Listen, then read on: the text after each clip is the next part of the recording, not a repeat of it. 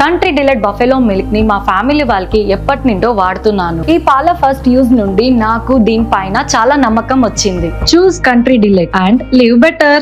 Nice. ఒక confession చేయండి మీకు, నేను నా లైఫ్లో ఎప్పుడు ఓటేయలేదు ఎంతవరకు.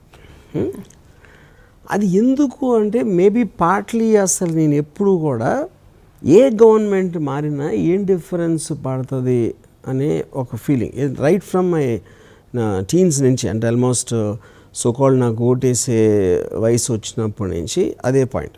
సిమిలర్లీ నేను నా ఫ్రెండ్ సర్కిల్, అంటే నేను తిరిగే బ్యాచ్ కానీ లేకపోతే మా ఫ్యామిలీలో కానీ నాకు తెలిసి ఎవ్వరూ కూడా ఎవరికి ఓటేయాలి ఎందుకు వేయాలని డిస్కషన్ విన్నట్టు అసలు నాకు గుర్తులేదు ఎప్పుడు. సో నా క్వశ్చన్ ఏంటంటే, మీకు మెజారిటీ ఆఫ్ ద పీపుల్ అసలు నిజంగా పట్టించుకుంటారా ఎవరు గవర్నమెంట్లో ఉన్నారు, ఎవరు కాంటెస్ట్ చేస్తున్నారు అనేది? అట్లీస్ట్ ఇది నేను పాత రోజుల గురించి చెప్తున్నాను. ఎప్పుడైతే టీవీ కానీ సోషల్ మీడియా కానీ ఇంత వచ్చినప్పుడు దాని డ్రామాటిక్ ఇంపార్టెన్స్ ఇచ్చారు కాబట్టి దాని విశ్లేషణ కావచ్చు, లేకపోతే ఇలా వస్తే ఎలా అవుతుంది, ఇతని మీద ఎలిగేషన్ చేసి అనేది జనరల్ పబ్లిక్ ఒక ఎంటర్టైన్మెంట్ మోడ్లో వచ్చినప్పుడు అదొక ఎంటర్టైన్మెంట్గా చూస్తారు. కానీ అప్పుడు కూడా I doubt they really have a thing.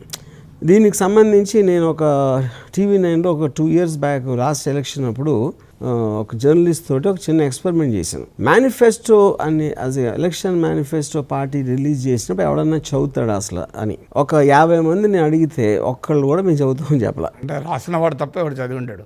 అది correct. So in your opinion ఇప్పుడు అంటే ఆబ్వియస్లీ డెమోక్రసీలో మెజారిటీ అనేది పాయింట్. మెజారిటీ ఎవరికి ఓటు వేస్తే వాళ్ళు గెలుస్తారు. ఆ మెజారిటీ అసలు నిజంగా ఏ కారణం చేస్తారు? ఇప్పుడు మా ఇంట్లో ఫర్ ఎగ్జాంపుల్ మా మదర్ వాళ్ళందరూ మా బ్రదర్ ఎవరికి చెప్తారు చేస్తారు. Because they are not interested. అంటే డమ్ అని దే ఆర్ నాట్ ఇంట్రెస్టెడ్. నేను కూడా డమ్ కాదు, యూనో. అప్పుడు వీళ్ళు స్పీచ్లు ఇచ్చి ఇది చెప్పి అది చేస్తాం అనేది ఎంత లోపలికి వెళ్తుంది ఈచ్ పర్సన్ కానీ. అంటే మీరు అన్నది ఇంట్రెస్టింగ్ థింగ్ ఏంటంటే, ఇండియన్ డెమోక్రసీకి వెస్ట్రన్ డెమోక్రసీకి ఒక ఇంట్రెస్టింగ్ తేడా ఉంది. వెస్ట్రన్ సొసైటీస్లోమో rich are interested to vote. Rich and above middle class అంటే reasonably affluent are the beneficiaries of the system. అంటే మాకు ఈ వ్యవస్థ వల్ల మేము లాభపడ్డాం అనుకునేవారు వారు ఇంట్రెస్ట్ చూపుతారు, వారు they participate in voting. Do you think this is the same truth even after Donald Trump? Comparatively మారింది. మీరు అన్నట్టు Donald Trump has gone to the grass roots కొంత. ఎందుకంటే ఈ rose the white racist consciousness లేపాడు కనుక అది కిందికి కూడా పోతుంది. కానీ ఇండియన్ డెమోక్రసీలో రిచ్ ఓటేరు, పూర్ ఎక్కువ ఓటేస్తారు. So it is the other way round. Middle class అసలు ఓట్లేయరు. మీకు మనకు గుర్తు జూబ్లీ హిల్స్లో క్రికెట్ చూసుకుంటా ఉండి నాకు ఓటేయలేదు ఒకరోజు చంద్రబాబు నాయుడు తీవ్రంగా ఆవేదన కూడా. సో అందువల్ల కారణం ఏంటంటే, ఎవరైతే ఈ వ్యవస్థ వల్ల ప్రయోజనం పొందుతున్నారో వాళ్ళు ఓటేయరు. వ్యవస్థ ద్వారా ప్రయోజనం పొందని వారు పెద్దగా వాళ్ళు ఓటేస్తారు. అయితే దీనికి కారణం ఏంటంటే, మీరు అన్న దాంట్లో ఒక లాజిక్ ఇస్ దేర్. కారణం ఏంటంటే, మొదటి కారణము డెమోక్రసీ. ఇప్పుడు రాజనీతి శాస్త్రవేత్తలందరూ చెప్పింది it is the plurality of choices. Democracy యొక్క బ్యూటీ ఏంటి? ఇప్పుడు చైనాతో పోల్చి మనం ఏం చెప్తాం, చైనాలో ఒకటే పార్టీ, ఆ పార్టీ అనుకో ఓటేయాలి. కానీ మన దగ్గర గొప్పతనం ఏంటంటే మనం 100 పార్టీలో ఓట్లు వేసుకోవచ్చు అని. సో ఫండమెంటల్ పాయింట్ ఏంటంటే ప్లూరాలిటీ ఆఫ్ చాయిసెస్. నాకు ఇప్పుడు మనకు మార్కెట్ ఎకానమీ ఏం చెప్తుంది? Plurality of choices. నాకు రామ్ గోపాల్ వర్మ సినిమా చూడబోతే చూస్తా, నాకు రాజమౌళి సినిమా చూపడితే చూస్తా, లేదా ఇద్దరు చూడబుద్ధి కావాలనుకోండి చూడను. So I have a choice. ఈ సినిమానా ఆ సినిమానా, ఏ సినిమానా, అది థియేటర్లు చూడాలా, ఓటీటీలో చూడాలా, ఎక్కడ చూడాలని ఐ హ్యావ్ ఎ చాయిస్. అంటే free market talks about choice. కానీ ఫ్రీ మార్కెట్ ప్రమోట్ చేసే డెమోక్రసీ ఆ చాయిస్ ఇస్తుందా? అంటే అమర్త్య సేన్ అంటాడు దీన్ని ఒక కాంటెక్స్లో ట్రాన్సాక్షనల్ ఫ్రీడమ్ అని. అంటే I should have a transactional freedom. కానీ అన్ఫార్చునేట్లీ ఏమవుతుందంటే, మీరు అన్నట్లు ఇండియన్ పొలిటికల్ పార్టీ సిస్టంలో there is an homogenisation of polity. అంటే దాదాపు అన్ని పార్టీలు చెప్పే ఒకటే, చేసేది ఒకటే. కొద్దిగా ఏమన్నా ఉంటే ఇంక్రిమెంటల్ డిఫరెన్సెస్ ఉండొచ్చు. పబ్లిక్ అడ్మినిస్ట్రేషన్ ఇంక్రిమెంటలిజం అంటారు. రాడికల్ డిఫరెన్స్ లేదు. There is an incremental difference, అంటే నోటీసబుల్ రాడికల్ డిఫరెన్స్ లేదు. సార్ ఇప్పుడు ఒక స్టేజ్కి ఏమొచ్చామండి, ఇప్పుడు ఇక్కడ 2 things అండి. ఒకటి, ఇప్పుడు ఒక ఇది చేసేస్తా, నన్ను ఎన్నుకుంటే అది చేసేస్తా అని డైలాగ్స్ ఎవరైతే చెప్తారో the people are contesting, eventually వాళ్ళకి అకౌంటబిలిటీ లేదు. వాళ్ళు చేసింది చేయకపోయినా ఏమి అడిగేది లేదు. సో అదొక రెటారిక్ కిందకు వస్తుంది. ఆ పర్టికులర్ టైంలో వాళ్ళు ఎమోషనల్గా ఎఫెక్ట్ అయితే they might get influenced to a certain degree. ఇందాక మీ చైనా చేసిన టాపిక్లో నాకు ఒక ఇంట్రెస్టింగ్ థింగ్ ఏమనిపించిందంటే, though I'm an advocate of democracy, China always was thought a very regressive society. అక్కడ ఏముంటుంది దాన్ని life time Jinping can become the leader of the state, head of the state, ఇవన్నీ చాలా అని. But later I was in China on some film work for some time. అక్కడ నేను సడన్గా 2 things realise. ఒకటి, separation of media, freedom of speech అనేది ఒకటి అనుకుంటాం, మనకు లేదు.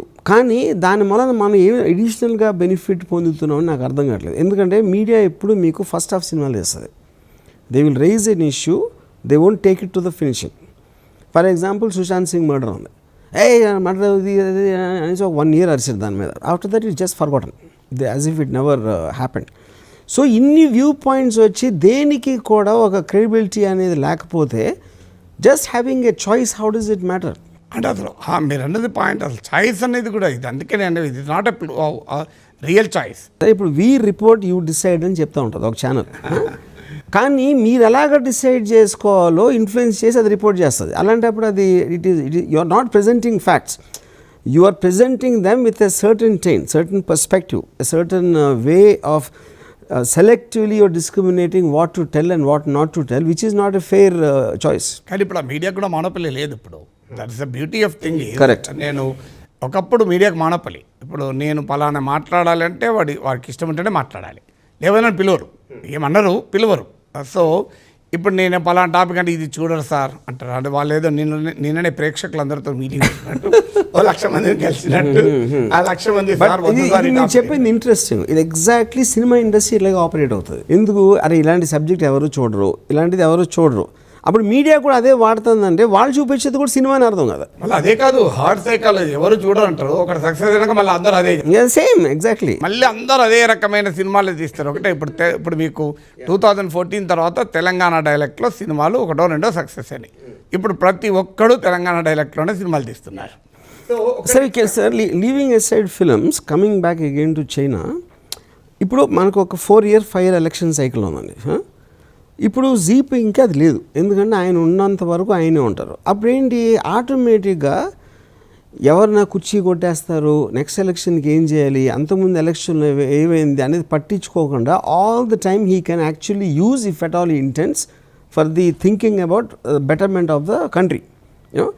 ఇక్కడ మనోళ్ళకి బికాస్ ఆఫ్ ద సైకిల్ ఉన్నది వస్తుందా పోతుందా అనే దాంట్లోనే 90% టైం అక్కడే అడిగి వెళ్ళిపోతుంది. So that last thing they have is the time for the people. So don't you think there is a certain inherent flaw in that system?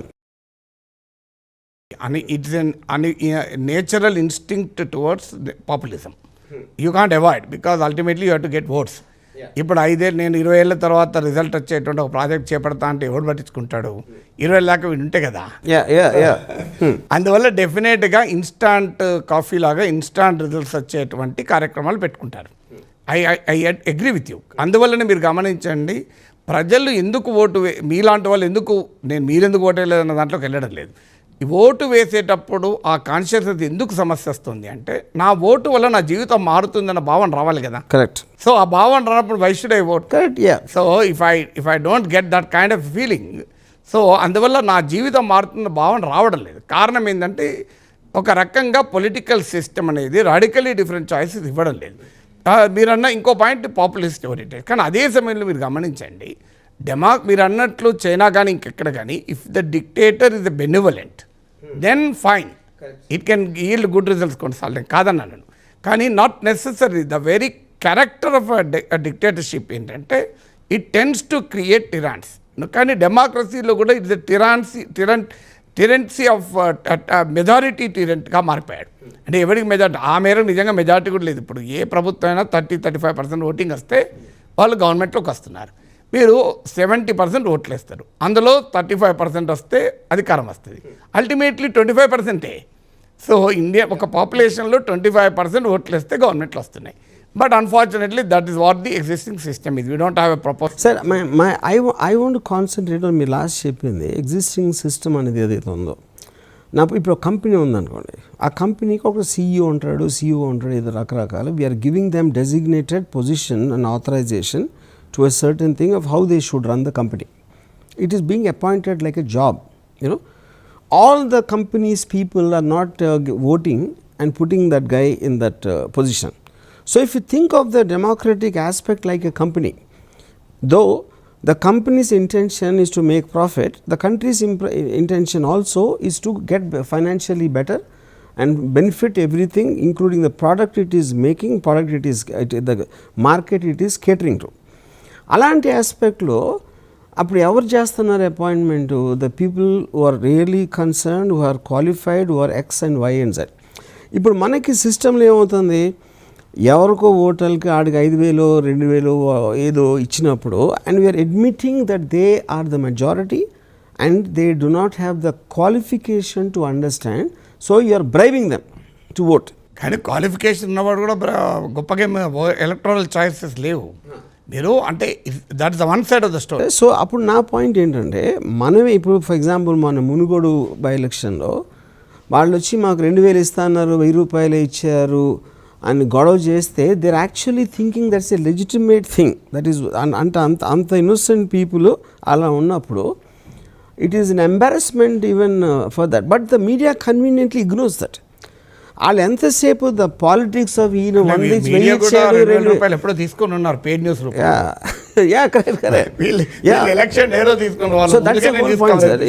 in a democracy, in a capitalist system, everything is marketable. That's the whole point. Whether it's politics or media, everything, yes, correct. So అప్పుడు ఒక particular టైంలో మీరు ఫ్యూడలిజము, dictatorship ఇలాంటి ఆటని దాన్ని దాటుకుని let us say we thought ఉన్నట్లో best democracy.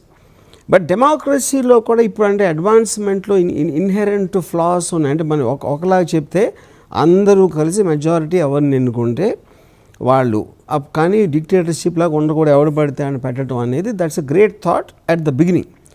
But today we reached a point where everyone has a voice and everyone tries to influence everybody else because of the social media. దాంట్లో అప్పుడు ఏంటంటే మీకు views capture చేయాలి కాబట్టి rhetoric వచ్చారు. తాట తీస్తా, పళ్ళు ఎరగొడతా, చంపేస్తా అనేది ఏదైతే మీకు సినిమా డైలాగులు చెప్తే you are completely avoiding the point of సినిమాలో సెన్సార్షిప్ ఉంటుంది, ఉండదు. అదే అంటే లైవ్ కదా. అండ్ కానీ అది that is because the people are like that. పీపుల్కి అది ఇష్టం. యూట్యూబ్లో మీరు ఏ థంబ్నెయిల్ చూసినా సెన్సేషనల్ లైన్ ఒకటే చూస్తారు. They are not interested in anything which seems to inform correctly. అది బోర్ కొడుతుంది. దానికి లీస్ట్ నెంబర్ వ్యూస్ ఉంటాయి. అండ్ ఆ హీరోయిన్ ఆ రాత్రి ఎక్కడ ఉన్నారు అంటారు, అంటే వాళ్ళ అమ్మ దగ్గర ఉన్నారు అంటే వాళ్ళ లోపల ఉంటుంది. థంబ్నెయిల్ మాత్రం ఇలా ఉంటుంది. సో ఓటర్ గురించి నేను ఒక పర్టికులర్ టైంలో ఒక పాలిటీషియన్ అడిగాను.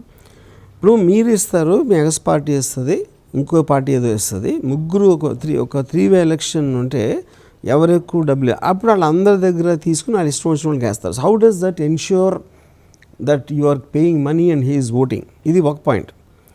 రెండో పాయింట్, నాకు సింపుల్ అనాలిసిస్, నా ఒక్కరికే మీరు హెల్ప్ చేసినప్పుడు నాకు మీ మీద కృతజ్ఞత ఉంటుంది. నన్ను ఒక గుంపులో పెట్టి గుంపు మొత్తానికి మీరు హెల్ప్ చేసినప్పుడు it won't be as much as a singular help.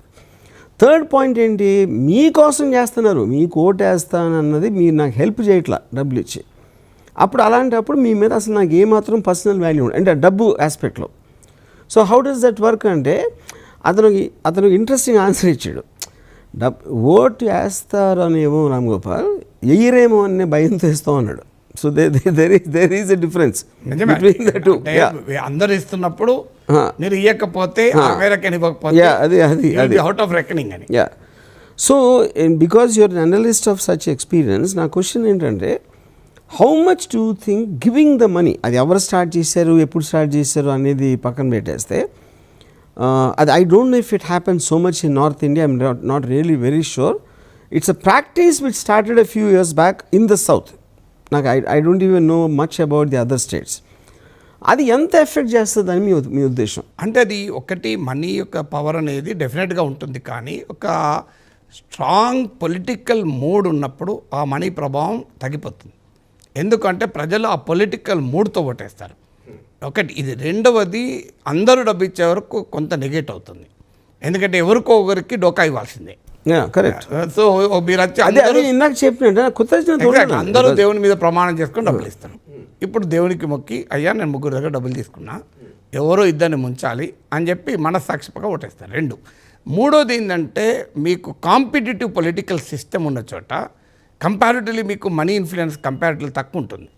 ఎందుకు తక్కువ ఉంటుంది అంటే కాంపిటేటివ్ పొలిటికల్ సిస్టమ్ అంటే ఎవరైనా ఒకరు ఆనెస్ట్ ఉంటే ఇంకొకరు కూడా ఆనెస్ట్ తప్పనిసరి పరిస్థితి వస్తుంది. మన దగ్గర ఏమవుతుందంటే అందరూ ఇదే సంస్కృతిలో భాగమయ్యారు. సో మనకు నీకు ఆల్టర్నేటివ్ కనబడతలేదు. ఇప్పుడు ఈ పార్టీ ఆ పార్టీ ఏ పార్టీ అయినా ఒకే రకం కాదు. తర్వాత పొలిటీషియన్ కూడా మీరు అన్నట్లు నా కొరకు డబ్బులు ఇస్తలేడు, మీ కొరకు వాళ్ళ కొరకు వాళ్ళు ఇచ్చుకుంటున్నారు అనే ట్రెండ్ పెరిగిన మాట నిజం. కానీ ఇవన్నీ ఫ్యాక్టర్స్ అయినా కూడా వాట్ ఈజ్ ఆల్టర్నేటివ్? సో ఇది మనీ ఒకటే కాదు కదా, ఇది అలా అనేక రకాల ఇన్ఫ్లుయెన్సులతో ఓట్లేస్తున్నారు. కులంతో ఓటేస్తున్నారు, మతంతో ఓటేస్తున్నారు. మీరు ఆంధ్రప్రదేశ్ లాంటి చోట్లే మీరే సినిమా తీసినట్టు కమ్మరాజ్యంలో కడప రెట్లు అన్నట్లు. సో ఒక 2 కులాల మధ్య పోటీ, అది డబ్బులు కాదు ఏదని ఉంది. అలా ఒక 60-70% ఆ రకంగానే ఓటేస్తారు. మీరు వేస్తారని జనరలైజ్ చేస్తున్నారు. But eventually even though we are living in a society, మనకి ఎక్కడో ఒక ఇండివిజువల్ ఆస్పెక్ట్ ఉంటుంది. ఒక మనిషి మీద అవ్వచ్చు, లేకపోతే ఒక పర్టికులర్ ఇతను వస్తే నాకు ఏదో హెల్ప్ అవుతుంది అని వాడుకున్న ఒక personal agenda. Human being by nature is selfish, is not a social creature, is selfish. He will first look for himself. ఎవరు ఎక్కువ ఉంటే నాకు బెనిఫిట్ వస్తుంది అనేది ప్రథమంగా ఉంటుంది అనేది నా ఉద్దేశం. యూనో అప్పుడు ఫర్ ఎగ్జాంపుల్ నేను 2016 ముందు I was really liking Donald Trump. ఎందుకు డొనాల్డ్ ట్రంప్ నచ్చాయండి నాకు? He seems to just speak his mind, to call a spade. And అప్పుడున్న ప్రివైలింగ్ అట్మాస్ఫియర్లో ముస్లిం టెర్రరిజం, ఐసిస్ అనేది చాలా ఎక్కువ ఉన్న టైంలో he was speaking, addressing the fear which seems to be there pervading all over the world, especially in America. ఎప్పుడైతే president అయిపోయాడో then he was being very explanatory and apologetic and talking stupidly without any intensity. మరి 2016 ముందు intensity imagine చేసుకున్నానా లేదా? Okay, he did things, he said things very bad, lies అన్నీ చెప్పాడు. కానీ అతను honest కాకపోయినా competent అన్న ఫీలింగ్ వచ్చింది నాకు. సో ఆ డబ్బులు తిని ఏదైనా చేస్తే మన పని చేస్తాడు అనేది ఒకటి. చాలా ఆనెస్ట్, కానీ ఆడికి అసమర్థుడు. అప్పుడు ఎవరిని సెలెక్ట్ చేసుకోవాలి మీరు? And ultimately you need to select honestly competent. కానీ ఆప్షన్ లేనప్పుడు ప్రజలు మీరు అన్నట్లు కాంపిటెంట్గా సెలెక్ట్ ఓట్లేసే సందర్భాలు ఉంటాయి. ఎందుకంటే నాకు నువ్వు ఎంత ఆనెస్ట్ ఉంటే అల్టిమేట్గా what will you deliver to me అని. కానీ మీరు అన్ని ఎలక్షన్స్ కూడా జనరలైజ్ చేయకపోతే ఢిల్లీ ఒక ఎగ్జాంపుల్, ఎడ్యుకేషన్, హెల్త్ వాళ్ళు షోకేస్ చేశారు. షోకేస్ చేసి ఎన్నికల్లో గెలిచారు కదా. ఇప్పుడు ఎవరిని చెప్పినా ఆమ్ ఆద్మీ పార్టీ పైన ఎన్ని విమర్శలు ఢిల్లీలో. In terms of money power Kejriwal విజయంలో మనీ పవర్ పాత్ర చాలా పరిమితం. డెఫినెట్గా BJP was more resourceful party, కానీ ఏం చేయలేకపోయింది కదా. సో అందువల్ల రాజకీయాల్లో కేవలం మనీ మాత్రమే పనిచేస్తుంది కాదు. నేను 2 ఎలక్షన్లో ఎమ్మెల్సీ గెలిచాను, నా మీద పోటీ చేసిన వాళ్ళు కోర్టుకు వచ్చి పెట్టారు, గెలవలేకపోయారు కదా. నేను couple of lakh రూపీస్తోని ఎలక్షన్లో 2 సార్లు గెలవగలిగాను కదా. Of course it's not a model election కాదు, గ్రాడ్యుయేట్ ఎలక్షన్స్.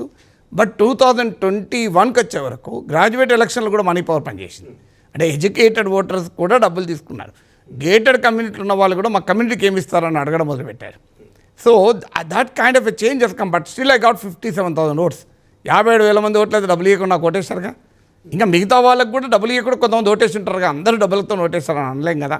సో ఒక ఇతర పార్టీలకు పడ్డ ఓట్లలో కూడా definitely a considerable section voted without taking money. So అంటే ఆ దేశంలో అందరూ మనీతోనే ఓట్లేస్తారని చెప్పలేం. డెఫినెట్గా మీరు అన్నట్లు మనీ ఫ్యాక్టర్ ఉంది, కాస్ట్ ఫ్యాక్టర్ ఉంది, ఎమోషన్ ఫ్యాక్టర్ ఉంది, పర్సెప్షన్ ఫ్యాక్టర్ ఉంది. ఇప్పుడు మీరు డొనాల్డ్ ట్రంప్ చాలా కాంపిటెంట్ అని ఒక పర్సెప్షన్, అది that was not tested. When it is tested it prove to be wrong.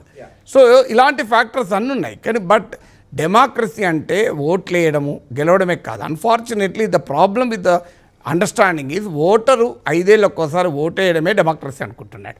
అది కాదు. డెమోక్రసీ అనేది ఒక రోబస్ట్ సివిల్ సొసైటీ, ఒక స్ట్రాంగ్ ఇండిపెండెంట్ మీడియా, ఒక కాంపిటేటివ్ పొలిటికల్ సిస్టమ్, ఇవన్నీ కలిపితే డెమోక్రసీ. ఒక very strong institutions, constitutionally independent institution. Unfortunately ఇవన్నీ కూడా వీక్ అవుతున్నాయి ఇండియాలో. ఇవి అన్ని వీక్ కావడం వల్ల మనకి పర్సెప్షన్ కలుగుతుంది. ఓటర్ అందుకే to be in public life itself is in power. You need to be in politics. ఇప్పుడు నాగేశ్వరరావు, రామ్ గోపాల్ ఉన్న రాజకీయాల్లో ఉండాల్సిన అవసరం లేదు. పబ్లిక్లో ఉండి ప్రజలపైన ప్రభావం చూపుతున్నామంటేనే it's a power, it's a some exercise of power. So ఈ ఇన్స్టిట్యూషన్స్ అన్నీ అంటే డెమోక్రసీలో అధికార ప్రతిపక్ష పార్టీలకు కౌంటర్ వేలింగ్గా ఇన్స్టిట్యూషన్స్ అన్నీ బలంగా ఉంటాయి. ఇండిపెండెంట్ ఇంటెలిజెన్స్గా ఉండాలి, మీడియా ఉండాలి. ఇవన్నీ ఉంటేనే ఆ డెమోక్రసీ థ్రైవింగ్ డెమోక్రసీ. ఇందులో ఏవి బలహీనపడ్డా ఓవరాల్గా it boils down to vote వేయడం, ఓటు చుట్టూ ఉండే వ్యవహారం. అది ఇండియాలో ఇంకా still far long way to come. సరే, ఇప్పుడు ఉటోపియన్ సొసైటీ అనేది by definition way did we come to the democracy or a capitalist economy? ఇందాక నేను చెప్పినట్టు మనిషికి ఉన్న స్వార్థం అంటే ఆల్ పీపుల్ ఆర్ సేమ్ అనే fundamental supposition is what where communism failed. You know, అందరు మనుషులు కొంతమంది కెపాసిటీ ఎక్కువ ఉంటుంది, కొంతమంది ఎక్కువ హార్డ్ వర్క్ చేస్తారు, కొంతమంది ఎంటర్ప్రెన్యూర్షిప్స్ ఉంటారు. ఇలాంటి ఎత్తు తగ్గులు ఉన్నాయి కాబట్టి you can't treat all of them with the same measurement అనే ఫ్యాక్టర్లోంచి మీకు కేపిటలిస్ట్ సిస్టమ్ వచ్చింది. యూనో, సో అప్పుడు that automatically it also will trickle down even to the political system or the normal people. So ఇప్పుడు normal పీపుల్కి వచ్చేసరికి okay, a society is comprising of human beings irrespective వాళ్ళ ఎడ్యుకేషనా, వాళ్ళ ఫైనాన్షియల్ స్టేటసా, వాళ్ళ రిలీజనా, everything put all of them have to be treated equally and there has to be an effort to uplift them. కానీ అప్లిఫ్ట్ చేసే ప్రాసెస్లో ఎవరు కాంపిటెంట్ అని సెలెక్ట్ చేయడానికి మీరు చాలామంది ఇన్కాంపిటెంట్ పీపుల్ కూడా పవర్ ఇస్తున్నారు. So then the same system should also be very ఒకటి అకౌంటబుల్, ఇంకోటి they also need to be educated to the point of at least why they are voting, who they are voting for. You know, అసలు ఆ effort మీరు చేయకుండా మొత్తం మీ time అంతా you are putting it on how to woo the voter. Wooing the voter is very different from educating the voter. So అది మీరు ఒక సిస్టంలో రూల్ లాగా పెట్టాలి కదా, ఆ సిస్టమ్ చేయాలి. అది ఎవరు చేయాలి? పొలిటికల్ పార్టీ చేయవు. నేను అదే అన్నాను, దానికి వెస్టెడ్ ఇంట్రెస్ట్ ఉంది. But eventually any correction will happen only when somebody raises the voice and draws attention to that particular cause, and that also can be implemented through law. ఇప్పుడు నేను ఎవరు ఓటర్ని చూసినా అతను పరుష పదజాలం, తిట్టడం, కొట్టడం, థ్రెటనింగ్, ఫిజికల్ వైలెన్స్ ఇది తప్పిస్తే, ఇప్పుడు ఫర్ ఎగ్జాంపుల్ ఒక రూల్ పెట్టారనుకోండి, anybody using an abusive word against somebody and making an allegation without some kind of a procedural evidence will be debarred and better అనుకోండి, ఆటోమేటిక్గా they will be force only to talk the content. And who has to decide that? That is what I'm saying. అది కాదు నేను point అదే చెప్తున్నాను. So బేసిక్గా అవతలోడు మాట్లాడితే వాడికి ఎక్కువ మంది వింటున్నారు, యూట్యూబ్లో ఎక్కువ వ్యూస్ వస్తున్నాయి కాబట్టి కాంపిటీషన్గా యువతలోడు మాట్లాడతాడు. బట్ ఇద్దరిని మాట్లాడకుండా ఒక రెగ్యులేషన్ రావాలి అనే సబ్జెక్ట్ మ్యాటర్ ఎవడు ఎత్తకపోతే how will that ever solve? So it will keep on destroying and eventually it will just implode by itself. That is where we are saying. అంటే you cannot create a policeman. అల్టిమేట్గా దానికి counter వేలింగ్ force ఉండడమే. What does the physics సే? నీకు దానికి counter వేలింగ్ force ఉంటేనే అవుతుంది. ఇప్పుడు ఒక చిన్న గీతం చిన్న చేయాలంటే దాన్ని మలపాల్సిన అవసరం లేదు, పెద్ద గీత గీస్తే చాలు. అన్ఫార్చునేట్లీ ఇప్పుడు మీరన్న యూట్యూబే, మీరు యూ హ్యావ్ రెఫర్డ్ రిపీటెడ్లీ కనుక యూట్యూబ్లో ఈ చెత్త కాంటెంట్ చూస్తున్నారు కనుక చెత్త కాంటెంట్ క్రియేట్ అవుతుంది. ఇఫ్ ప్రజలు కనుక కాన్షియస్ అయ్యి మంచి కాంటెంట్ చూస్తారనుకోండి, సో అల్టిమేట్ ఇప్పుడు నేను యూట్యూబ్ ఛానల్ పెట్టినప్పుడు నన్ను అన్నారు, ఎవరు చూస్తారా అనేది ఎడ్యుకేటివ్ కంటెంట్ అంత ఎంటర్టైనింగ్, అది కూడా చెత్త ఎంటర్టైన్మెంట్ అని. నేను 1% అని ఉండరా అన్న, 1% ఉంటారులే అని. ఆ 1% చాలు నాకు, ఎందుకంటే ఈ 99%కు 10,000 మంది ఉన్నారు పోటీ, 1%కి వెళ్ళలేడు కదా అన్నాడు. My experience shows Kesavananda Bharati verdict మీద మాట్లాడితే 2 లక్షల మంది చూశారు. కీన్సియన్ ఎకనామిక్స్ మీద మాట్లాడితే 2 లక్షలు చూశారు. క్వాంటిటేటివ్ ఈజింగ్ మీద మాట్లాడితే 2 లక్షలు చూశారు. సో 3 lakhs ఏమో చూశారు క్వాంటిటేటివ్ ఈజింగ్. బ్యాంక్ మెర్జర్ మీద మాట్లాడితే 2.5 lakhs చూశారు. So 2.5 lakh is not a small thing, 3 lakhs. So these are all subjects which are very very educative, nothing. ఇందులో ఏమీ ఎంటర్టైనింగ్ లేదు. ఒక్కడిని కూర్చొని గోడ పక్కన తెల్లటి వైట్ వాల్ మీద, ఇప్పుడన్నా కనీసం మారింది కానీ ఓ వైట్ వాల్ ముందర కూర్చొని మాట్లాడినా. అంటే people are ready to listen. Unfortunately more and more people have to come that. So in Bharat the problem with that is, ఒక ఫిలాసఫర్ అన్నట్లు, భారతదేశంలో కానీ సమాజంలో సమస్య ఏంటంటే చెడ్డవాళ్ళ వల్ల కాదు, మంచి వాళ్ళ మౌనం వల్ల సమస్య. మంచి వాళ్ళు మౌనంగా ఉంటున్నారు, నాకేం సంబంధం అని. ఇప్పుడు యూనివర్సిటీస్కి అటానమీ ఉంది. University professor can criticize government ఓపెన్గా. నేను 40-30 ఏళ్ళు చేస్తున్నాను, నా ఉద్యోగం పోలే కదా. కానీ మరి ఈ అటానమీని ఎంతమంది ఉపయోగించుకున్నారు యూనివర్సిటీలో ఉన్న అకాడమిక్స్? సో ఇది ఉపయోగించుకోకపోతే that's the problem. Is whom problem, it's not political problem, it's the problem of the civil society. So మీరు ఏ డిబేట్ నడుస్తుంది? మీరు కాన్స్టిట్యూషన్ కాపాడిన supreme court historic judgment Kesavananda Bharati, మీకు తెలుసు 1973 ఏప్రిల్ 24 50th యానివర్సరీ అయింది. Have you seen how many ఎక్కడన్నా సెమినారో, ఒక డిస్కషనో, ఒక సింపోజియమో, ఒక మీడియాలో ఒక డిబేటో డిస్కషన్ ఎక్కడ చూసారా? అంటే కాన్స్టిట్యూషనల్ ఇల్లిటరసీ ఇంత ఉన్నది. ఇప్పుడు మీరు ఇజ్రాయిల్ చూడండి, అక్కడ జ్యుడిషియల్ రిఫార్మ్స్ తీసుకొచ్చి జ్యుడిషియరీని మేమే అపాయింట్ చేస్తాం గవర్నమెంట్ అంటే జనం లక్షల సంఖ్యలో రోడ్ల మీదకి వస్తున్నారు. ఎయిర్ ఫోర్స్ వాళ్ళు మేము యుద్ధం చేయమని ఆయుధాలు పక్క పడేశారు. సో అంత రియాక్షన్. కానీ ఇండియాలో ఓపెన్గా మేము జడ్జిలు మేమే నియమిస్తామని లా మినిస్టర్ అంటే హూ ఈజ్ బాదర్డ్? అందువల్ల ఇది ఎక్కడో కాన పాపం పండాలి తప్ప. కానీ ఇదే దేశంలో ఎమర్జెన్సీని తిప్పికొట్టారు, మనం మర్చిపోకూడదు. ఇంకొక ఉదాహరణ చెప్పాలి, మీరు చైనా అన్నారు. China by force population control సాధించిన దానికన్నా ఇండియా వితౌట్ ఫోర్స్ సాధించింది. కేరళ లాంటి స్టేట్లో, కేరళలో టోటల్ ఫెర్టిలిటీ రేట్ కానీ పాపులేషన్ రేటా కానీ ఇది మచ్ బెటర్ దెన్ చైనా. ఇవాళ చైనా కోర్సివ్ పాలసీ యొక్క ప్రాబ్లం ఎదుర్కొంటోంది ఏజింగ్ పాపులేషన్తో. అందువల్ల డెమోక్రసీలో అనేక బలహీనతలు ఉండొచ్చు, కానీ no democracy can never be a substitute to bad democracy. No, absolutely agree, sir. కానీ ఇక్కడ ఒకే ఒక పాయింట్ ఏంటంటే, మీరు suppose I will start from when you said your 2 lakh 3 lakh people are watching some very complex and intelligent topics when you think they don't exist at all, you know. But those are the people who again belong to the so-called silent majority. But the silent majority in today's time, does it actually make any difference when the decisions are being made by the active minority? And how does it make a difference? ఇప్పుడు మీరు ఇందాక చెప్పిన court కూడా first time it came in the second world war. A few good people being silent is what which made the bad people do whatever. Good people మాట్లాడకపోవడం. Hitler అప్పుడు everybody knows all the things is changing is going to lead to some kind of a major catastrophe in the world. But వాళ్ళు మాట్లాడలేదు. All of them initial డేస్లో support చేశారు because they thought their own agendas whatever the reasons are. So by the time they realise it was too late and the world went into chaos at that point of time. So similarly ఇప్పుడు problem ఎత్తి చూపటానికి solution మీద campaign చేయడానికి ఉన్న తేడా. Suppose Nageswara this is the problem, this is it, the only way it can be solved XYZ whatever points. Those points to be campaigned in a very systematic way by a group of people is how progress happens, or at least it will cure the cancer or whatever you call.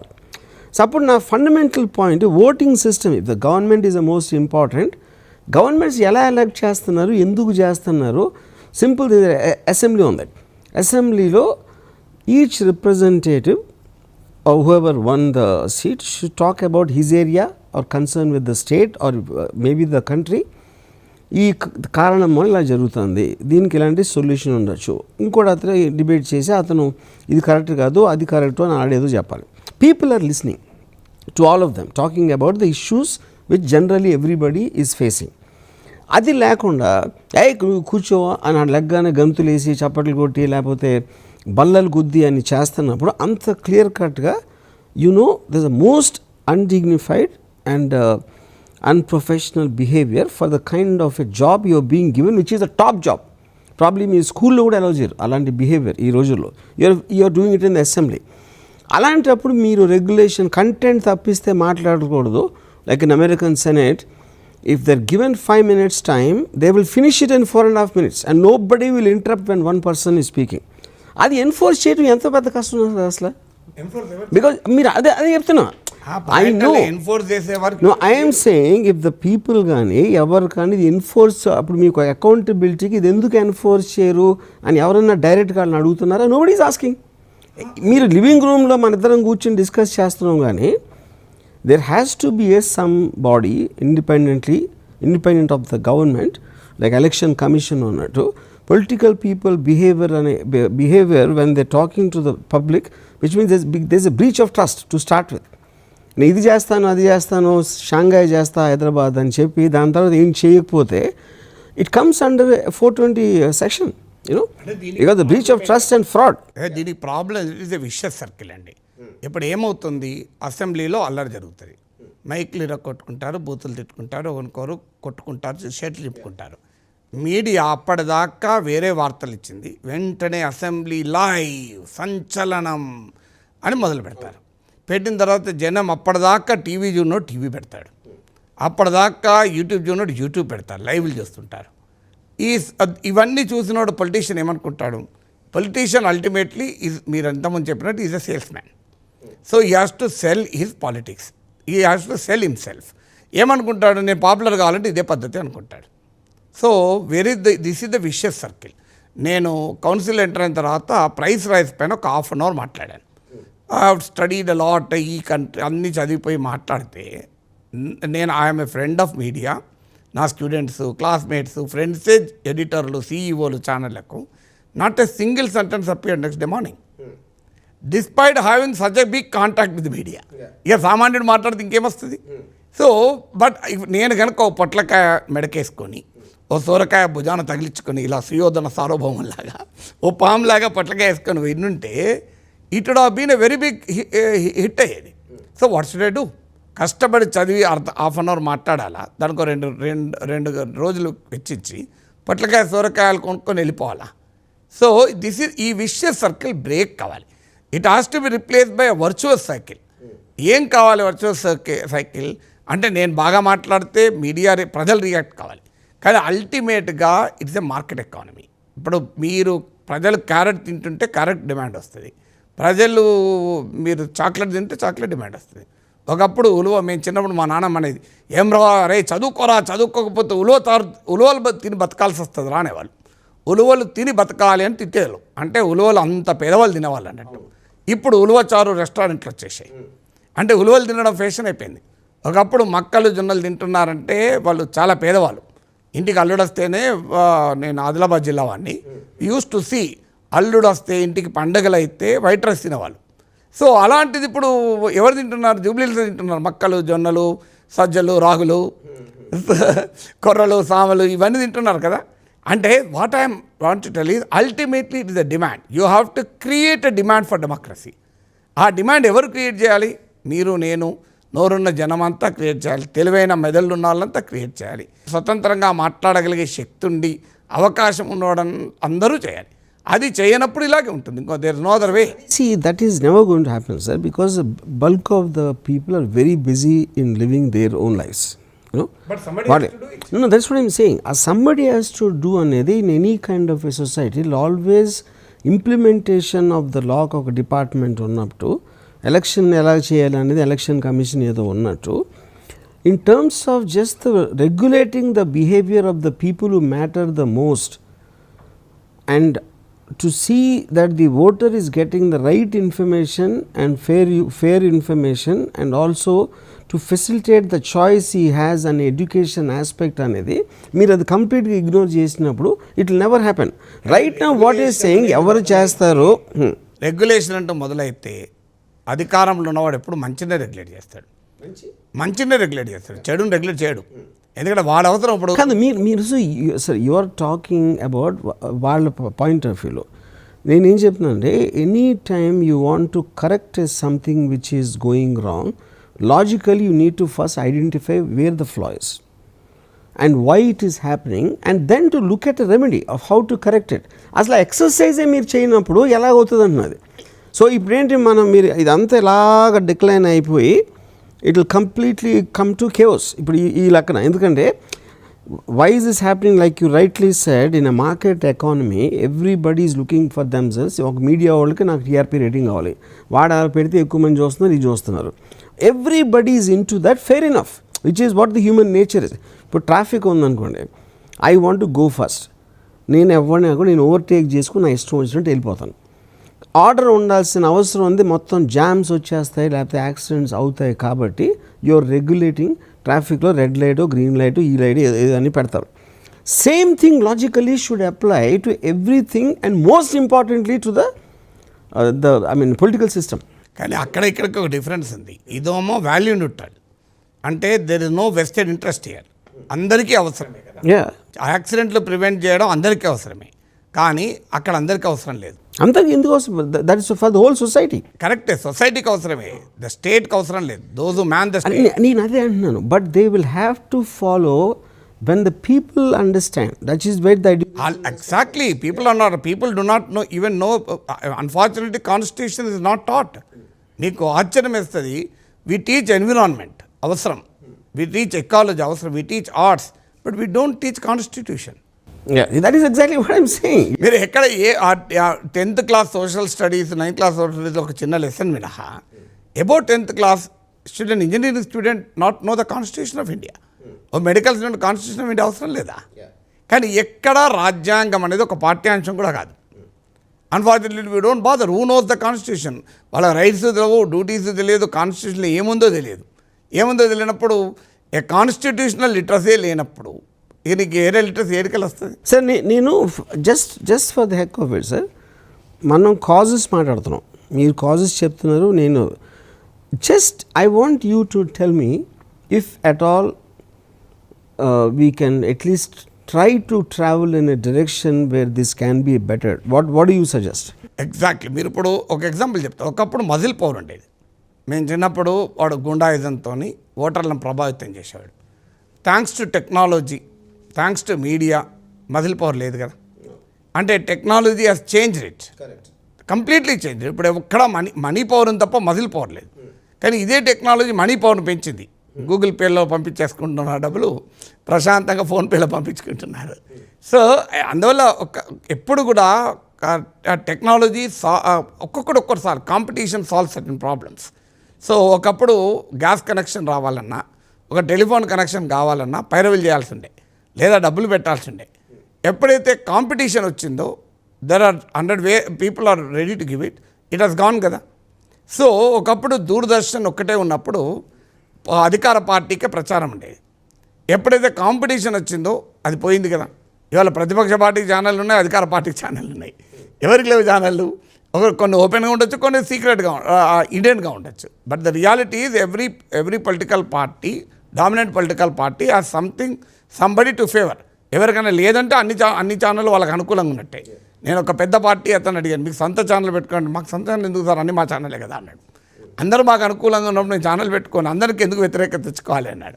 So అందువల్ల technology, competition, conscious citizen. కొన్ని చోట్ల సిటిజన్కి అప్పుడు మీకు formulas ఉన్నాయి. ఇంత బలమైన party 300 above majority, 350 majority ఉన్నది. ఏం జరిగింది ఆఖరికి? Ultimately they withdrawn the formulas కదా. స్ట్రీట్ యాక్షన్ కావచ్చు, ఏదైనా కావచ్చు, ద ఫియర్ ఆఫ్ ఎలక్షన్స్ కావచ్చు. There is no single solution. So over a period of time the society has to evolve solutions. మీరు డెమోక్రసీకి ఉన్న అన్ని ప్రాబ్లమ్స్ చెప్పారు, కానీ ఆల్టర్నేటివ్ ఏముంది? Ultimately design thinking and Stanford University professor develop. You should start from a solution, not from a problem. It is easy to interpret the problem in 1000 ways. కానీ what is the solution? That's exactly what I'm saying. Any better system than democracy. ఇప్పుడు digital technology వచ్చింది. ఒకప్పుడు media domination, పత్రికలు, TV ఛానళ్ళు ఒక 10 మంది చేతుల్లో ఉండే, వాళ్ళు ఎవరిది అనుకుంటే వాళ్ళదే. సో ఆ స్టేజ్ పోయింది కదా. ఇప్పుడు సోషల్ మీడియా వచ్చి ఎంత దరిద్రమైనా, but the good thing about it is నా ఇష్టం, నేను మాట్లాడుకుంటా. So every person is has a voice today. నేను మా ఆఫీస్ బాయ్ని అడిగాను, అరే బాయ్ నువ్వు పేపర్ చదువుతావా అన్నాడు. చదవ సార్ అన్నాడు. సినిమా టీవీ చూస్తావా? చూడ సార్ అన్నాడు. మరి వార్తలు ఎట్లా తెలుస్తాయి అన్న? అక్కడ సాగగానే ఇక్కడ పీనుగలు వేస్తుంది కదా సార్ అన్నాడు. అదేంది అన్న? అక్కడ ఒకటి ఏదైనా జరగంగానే ఇక్కడ ఫేస్బుక్లో వస్తుంది కదా సార్ అన్నాడు. నేను కామెంట్ చేస్తా కదా అన్నాడు. అంటే అల్టిమేట్గా ఏంటి? That is something everybody knows sir. కానీ నేను point is it has created alternatives. అదే నేను దానికే వస్తున్నాను. ఇప్పుడు one it is not true. Actually when you're in a society you have to కర్టెల్ lot of things of your freedom for the general good. మీరు మీ ఇంట్లో ఒకలాగా మీరు బట్టలు లేకుండా, షర్ట్ లేకుండా తిరగచ్చు. You can do that on the road for example. So there are some things which, like the age-old saying, your freedom ends where the other person's nose begins అనే కాంటెక్స్ట్లో. But ఆ కాంప్లికేషన్స్ అన్ని because of the technology which is done fantastic things, it also brought in some things which you don't know how to tackle. So నేను అడిగే ఒకే ఒక straight question, ఇప్పుడు if ఈ hypothetically speaking let us say అది చేయగలుగుతారా చేస్తారా అనేది పక్కన పెట్టేద్దాం, ఎందుకు చేస్తున్నారు కాదు, we understand it enough about that.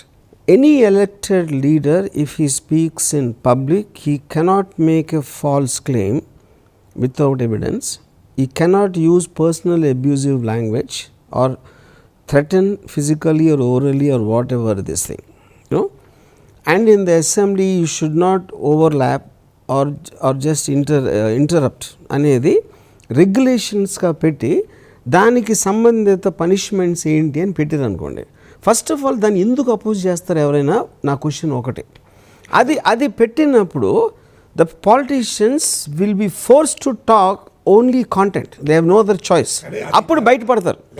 నేను హైపోథెటికల్ అడుగుతున్నా. ప్రాబ్లం వస్తుంది ఏంటంటే ultimately who should implement, the speaker should implement it. Speaker will never implement, speaker is also belongs to a party. మీకు అది తెలిసిందండి, ఎందుకు చేయరు చేస్తారా లేదా అనేది డిస్కషన్ కాదు. అంబేద్కర్ మాట అంటాడు, కాన్స్టిట్యూషన్ ఎంత అద్భుతంగా ఉన్నా ultimately those who implement it makes a difference. అందువల్ల ఇప్పుడు దానికి సిస్టమిక్ చేంజెస్ రావాలి, మీరు రెగ్యులేషన్స్ రావలేదు. ఇప్పుడు ఉదాహరణకు ప్రపోర్షనల్ రిప్రజెంటేషన్ ఎగ్జాంపుల్, ఇప్పుడు ప్రపోర్షనల్ రిప్రజెంటేషన్ వచ్చింది అనుకోండి, అంటే ఇప్పుడు క్యాండిడేట్కు ఓట్లు వస్తే క్యాండిడేట్ గెలుస్తున్నాడు. అలా కాదు, people vote for political party. ఆ పార్టీకి వచ్చిన ఓటింగ్ పర్సంటేజ్ని బట్టి పార్టీకి సీట్స్ ఎలకేట్ చేసే వ్యవస్థ ఉంది. ప్రపంచంలో అనేక దేశాల్లో ఉంది. ప్రపోర్షనల్ రిప్రజెంటేషన్ వచ్చింది అనుకోండి, ద ఇండివిజువల్ లీడర్ అనే వ్యక్తి మినిమైజ్ అవుతుంది, ఒక పొలిటికల్ ఇన్స్టిట్యూషన్ అనేది మెయిన్ అవుతుంది. So there will not be a incentive for any leader to spend చేస్తే పార్టీ స్పెండ్ చేయాలి తప్ప వ్యక్తులు స్పెండ్ చేయరు.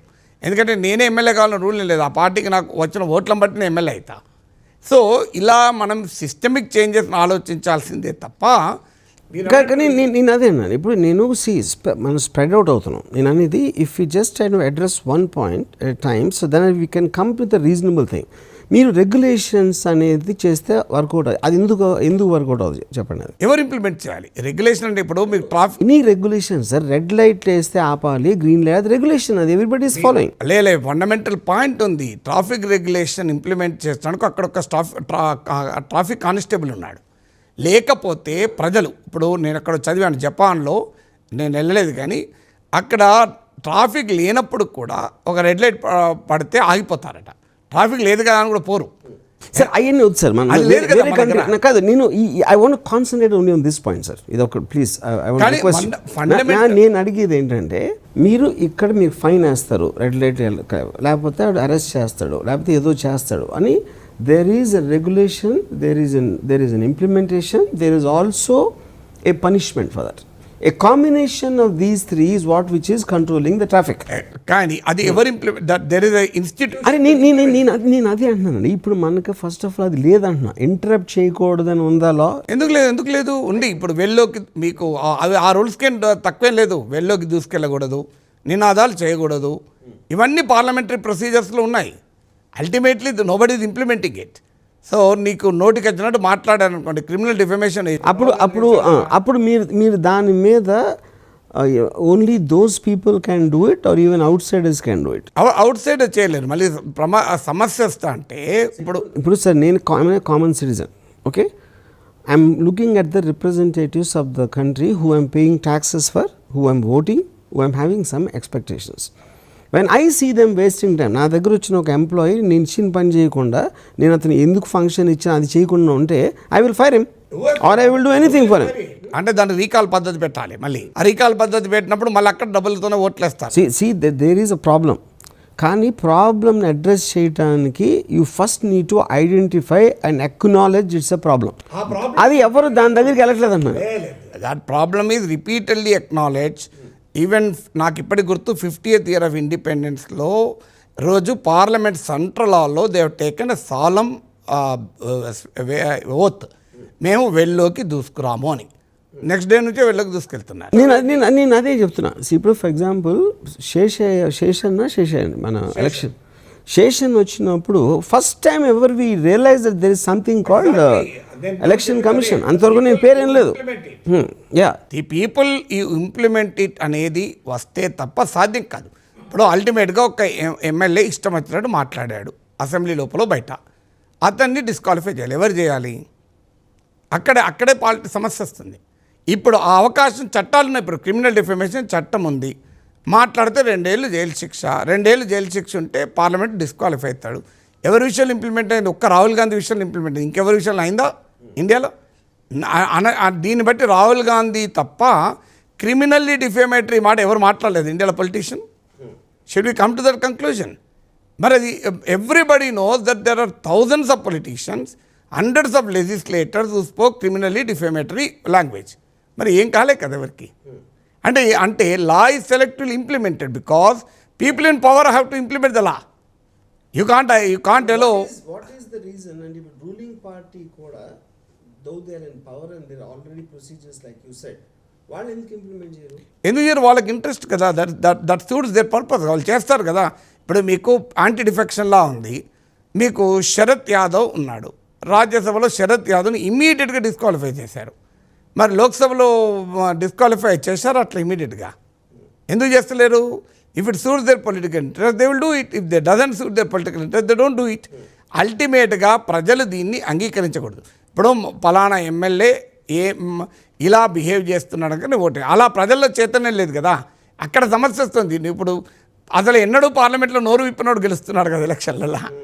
సో ఎన్నడూ ఒక్కరోజు దెర్ ఆర్ ఇన్స్టిట్యూషన్. మీరు పిఆర్ఎస్ ఇండియా అని వెబ్సైట్ ఉంది, మీరు అది పార్లమెంట్ మెంబర్ని ట్రాక్ చేస్తుంది. మీ పార్లమెంట్ మెంబర్ ఎన్ని క్వశ్చన్లు అడిగాడు, ఎంతసేపు మాట్లాడిండు అని, which voter is doing it. నేను చూసి నా మెంబర్ మాట్లాడలేదని.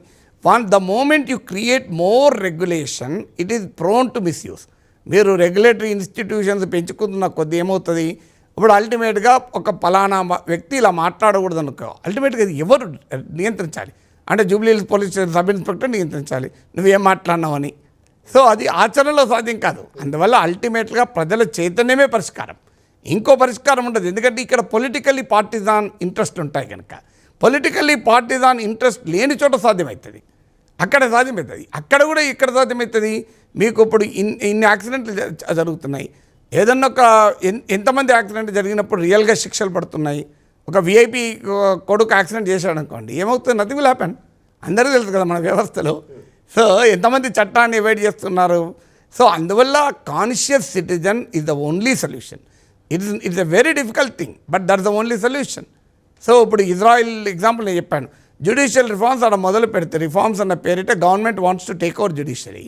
ప్రజలు తిరగబడితే గవర్నమెంట్ ఇప్పుడు ఆలోచనలో పడింది, ఇంకో ఆ మార్గం లేదు కదా. దిస్ సైలెంట్ ఇల్లిటరేట్ మాసెస్ ఎమర్జెన్సీని తిప్పికొట్టారు. ఇప్పటిదాకా మళ్ళీ ఎమర్జెన్సీ పెట్టలే కదా.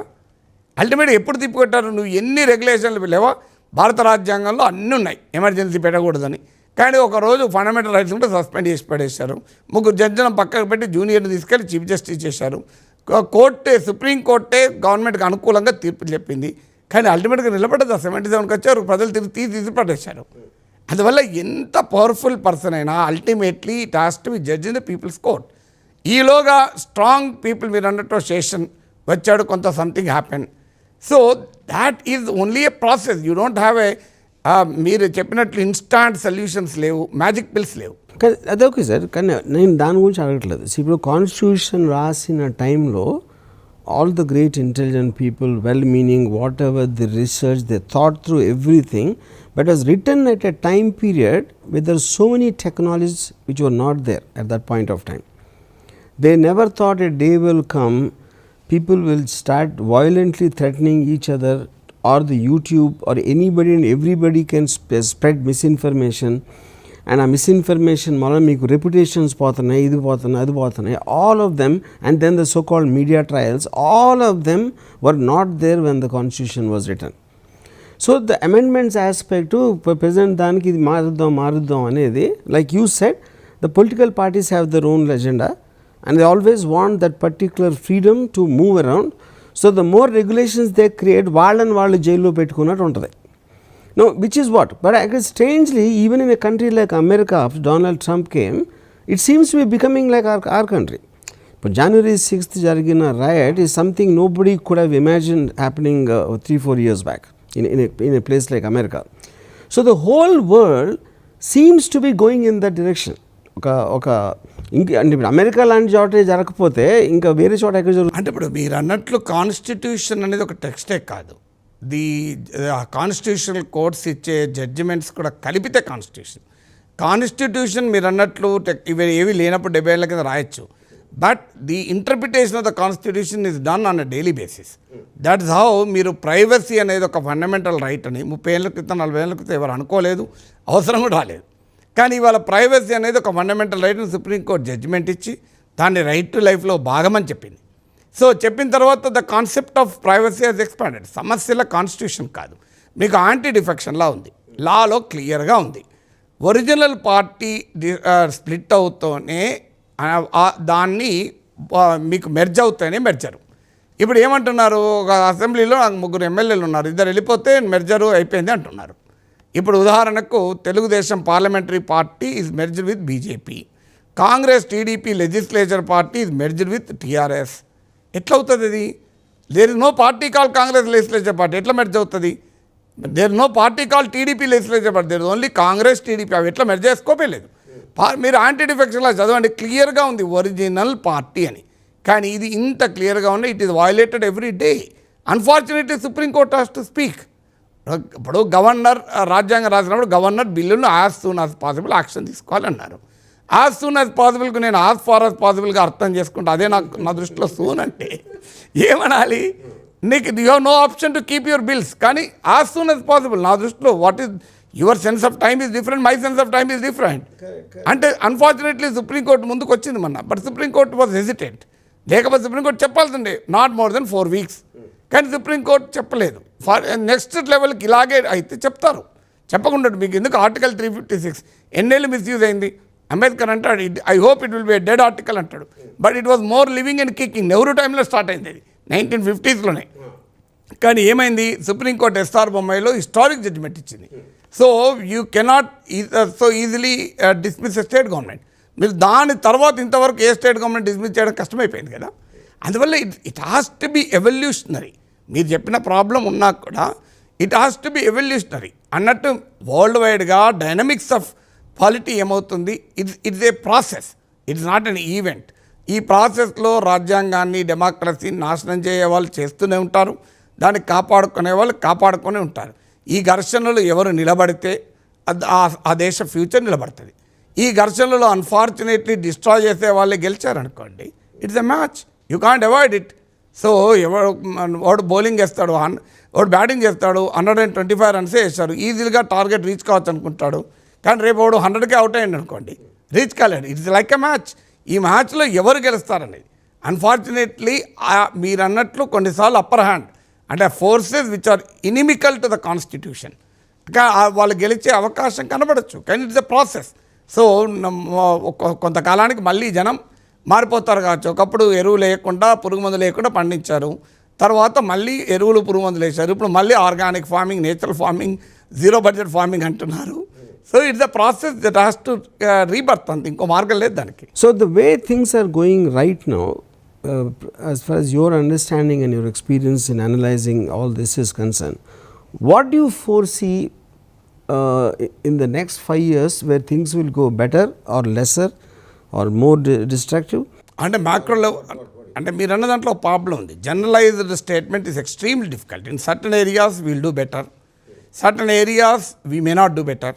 మీరు ఇంత పొలిటికల్ సిస్టమ్ దెబ్బతిన్నా on certain areas we did a fairly good. ఇప్పుడు ఇస్రో రాకెట్లు ప్రయోగించడాన్ని ఈ పొలిటికల్ సిస్టమ్ ఆపలేకపోయింది, యూనికార్న్స్ ఎమర్జ్ కావడాన్ని ఈ పొలిటికల్ సిస్టమ్ ఆపలేకపోయింది, ఇండియన్ సినిమా ఆస్కార్ గెలవడాన్ని ఈ పొలిటికల్ సిస్టమ్ ఆపలేకపోయింది, so Nikhat Zareen gold medal తెచ్చుకోవడాన్ని ఆపలేకపోయింది ఈ పొలిటికల్ సిస్టమ్. ఈ పొలిటికల్ సిస్టమ్ చాలా పనులు ఆపలేకపోయింది. ఇండియన్స్ వెళ్ళి ప్రపంచంలో ఉన్న టాప్ కంపెనీస్ ఈఓస్ కాపడాన్ని ఆపలేకపోయింది. సో దెర్ ఈజ్ ఈ పొలిటికల్ సిస్టంలో ఇన్ని లోపాలున్నా we have done certain remarkable things. మీరు అన్నట్లు ఆ పొలిటికల్ సిస్టమ్ కూడా సరిగా ఉంటే definitely we would have done better. But ఒక్కటి మెచ్చుకోవాలి, కనీసం ఇదన్నా మిగిలింది మనకు. We know some societies which are collapse, even ఇది కూడా లేదు కదా. ఇప్పుడు పీరియాడిక్ ఎలక్షన్స్ లేని దేశాలు ఉన్నాయి, పీస్ఫుల్ ట్రాన్స్ఫర్ ఆఫ్ పవర్ లేని దేశాలు ఉన్నాయి. సో చాలా దేశాల్లో అసలు ఫ్రీ అండ్ ఫెయిర్ ఎలక్షన్సే లేవు. ఇప్పుడు మన దగ్గర ఎన్ని లోపాలు ఉన్నా కనీసం there is a semblance of free and fair elections. I'm not telling it is very very good. కనీసం ఇవి లేని దేశాలు కూడా ఉన్నాయి. I'm not satisfied with that, but you have to be optimistic. So సిరివేనలు అన్నట్లు నిరాశకే నిరాశ పుట్టదా అనుకుంటూ పనిచేయాల్సిందే తప్ప ఎప్పుడు కూడా నిరాశ నిస్పృహలతో సమాజాలు నిర్మించలేము.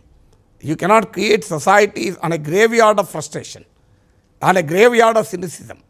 You have to create build a society on hope, on expectation, on an aspiration. దాని కొరకు ఫైట్ చేయడమే ఉంటుండాలి. మన పాత్ర ఆ దిశగా ఉండాలి.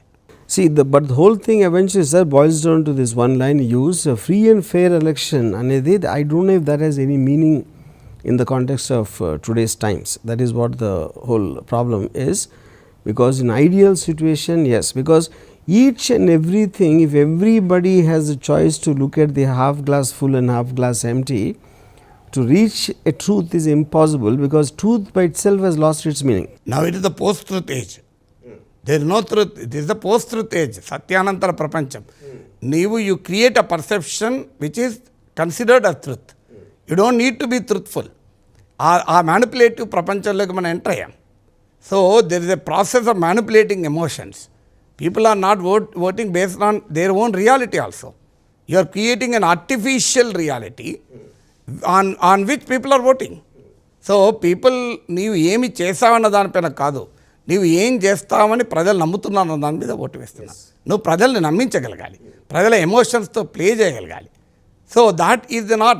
దాని కొరకు పెద్ద పొలిటికల్ కన్సల్టెన్సీలు వచ్చాయి, దాని కొరకు పెద్ద బ్రాండ్ బిల్డింగ్లు వచ్చాయి, మీడియా కన్సల్టెన్సీలు వచ్చాయి. ఆ ఓన్లీ హోప్ ఏంటంటే the accumulative wisdom of people will prevail, if not today, tomorrow. So in effect, you are saying truth will sometime win. It might just get delayed, or it might just be bent, It has to win. be cornered. You have no option. Otherwise, it Na won't point function. You have no option. So అది పోనీ truth will never prevail అనుకొని మన ఇంట్లో కూర్చుంటే this will happen fast, ఇంకా sooner కదా అని నా పాయింట్ ఏంటంటే, సో ఇట్ హ్యాస్ టు అల్టిమేట్గా you have no other option. It is an option choice. You have to believe that truth will prevail. If you don't believe, మీరు అన్నట్లు మీరు స్టార్టింగ్లో చెప్పారు కదా, నేనే ఓటు వేయడం లేదు. మీరు ఓటే వేయనప్పుడు ఇవన్నీ అడిగే ప్రశ్న ఎక్కడ ఉంటుంది అనే క్వశ్చన్ వస్తుంది కదా. సో మీరు ఓటే వేయకుండా ఇన్ని ప్రశ్నలు వేస్తున్నప్పుడు ఏంటి అనే క్వశ్చన్ వస్తుంది. మీరంటారు ఈ ప్రశ్నలు ఉన్నాయి కనుక ఓటేస్తలేని అంటారు. ఇది విత్తు ముందా, చెట్టు ముందా, కోడి ముందా, గుడ్డు ముందా అన్నట్టు ఉంటుంది. Yeah, that's a great talk, sir. Thank you very much. Thank you. We spoke to each other, and I wish to continue with you on many more topics in the future. Thanks a lot. Yeah. Thank you. Thanks, sir.